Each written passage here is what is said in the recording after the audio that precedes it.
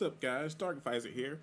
Been a little bit, but I got a new review for a new indie game that I got to try out.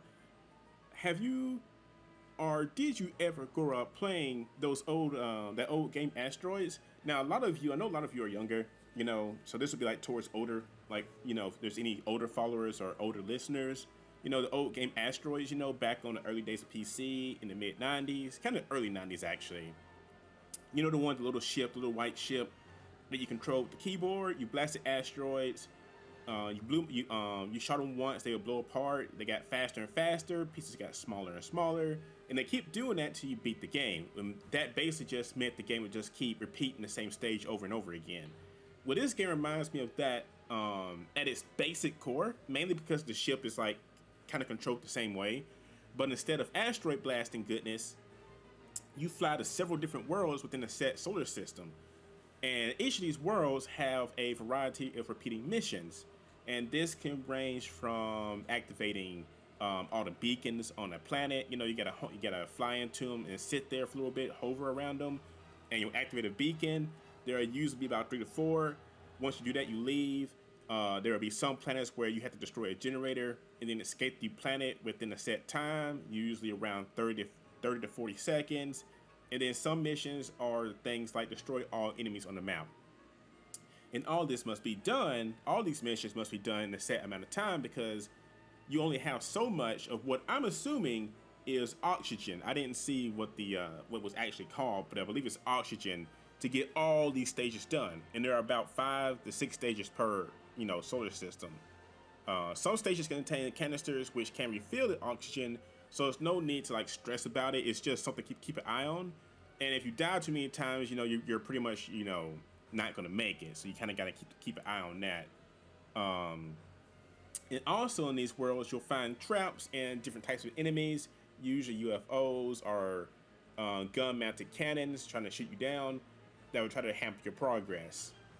Some planets you can simply avoid them. Complete the mission like the beacon mission. If you're good enough to dodge them, you can just avoid these guys, complete the mission, leave, and hightail it out of there. While others, you have to deal with them. Like the one, of course, like I said, destroy all enemies. You will have to destroy everything you see. Though to aid you in this endeavor, outside your normal attack, which is just a regular pew pew pew, and some of you will know that comes from. You can also find missiles or other temporary power-ups to help you dispatch these enemies faster. And these can go from a powerful pulse beam, which is actually very OP, but it runs out quickly, to homing missiles to make short work of these hostiles. Of course, like I said, these weapons are temporary. It would be cool to keep them, but it would kind of just defeat the purpose of going through the levels if you could just blast everything and like spin around in a circle and destroy everything. And once you complete all the stages in a set solar system, a large black hole pulls you to the center. In the center of the stage, there's usually a sun, and it has its own gravitational field. So if you don't, control your ship correctly, you can get pulled into it and lose a life like that. But when you complete a set solar system, you get pulled into the center because the sun turns into a black hole, and then you have to repeat the process all over again. It'll be like different stages, but the same missions: destroy all enemies, destroy the generator. It's just in a new solar system. The game also comes, with single player and multiplayer, and with these, you can turn on modifiers, which, can amplify your score at the cost of one or several penalties, such as maybe only having 1 life or not having any shields. Of course, like I said, you get a better score with this, but you have the stress of knowing, I got 1 life or no shields. When not overly difficult game, it is quite fun for a weekend burner at night when you want a game to relax to, while still challenge you just enough to want to give it one more go. So if you enjoy indie games, this is one you should really give a try if you have the extra funds on you, But I enjoyed what I played of it though. So like I said, I love indie games, and like I said, this is one. Like I said, I probably wouldn't play it for an entire week, unless I just had nothing else to do.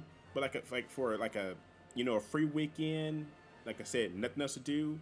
It's actually kind of fun to sit there and play. The music's not that intense. It's kind of like mid-range calming, while at the same time, it's enjoyable.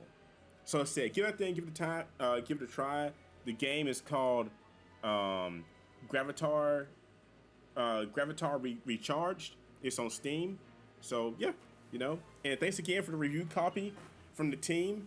Like I said, I really enjoyed it. I enjoyed streaming it for you guys a while back. I think you guys remember that we streamed it. I rage quit for a bit, but I came back to write a good review for it though. Because like I said, yeah, games that make me rage quit are pretty fun though. They are pretty fun. But anyway, that's it for now, guys. I'll talk to you guys later. You know, Pixel Effect out.